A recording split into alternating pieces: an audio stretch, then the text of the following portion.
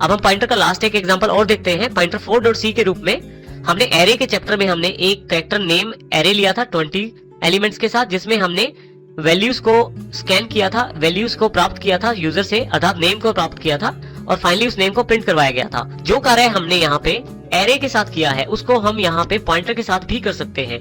यदि आप यहाँ देखें इस तरफ पॉइंटर 4.c के प्रोग्राम में सबसे पहले दो हेडर फाइल्स ली गई void main, और यहाँ पे दो पहली लाइनें जो है void main में उनमें अंतर है। यहाँ पे हमने नेम ऑफ 20 एलिमेंट्स का एक एरे क्रिएट किया था जो कि कैरेक्टर डेटा टाइप का था, परंतु यहाँ पे हमने एक नेम वेरिएबल क्रिएट किया है जो कि पॉइंटर है और जो कैरेक्टर डेटा टाइप का है।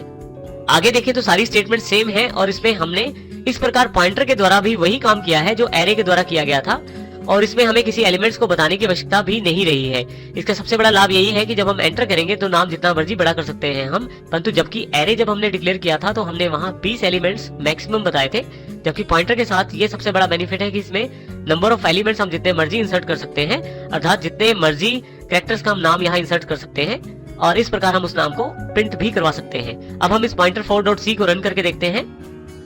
यहाँ देखें हमारे पास पॉइंटर 4.c है जिसमें हमने पॉइंटर का प्रयोग किया है स्ट्रिंग वैल्यू को एक्सेप्ट करने के लिए।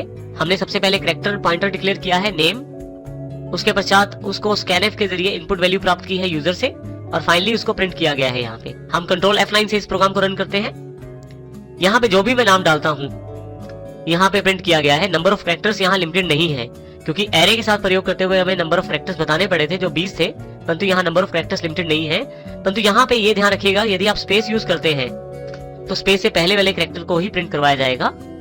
इस प्रकार हम पॉइंटर का प्रयोग कर सकते हैं कैरेक्टर एरे के स्थान पर, और हम कैरेक्टर पॉइंटर का भी इसमें इस्तेमाल कर सकते हैं स्ट्रिंग्स को एक्सेप्ट करने के लिए।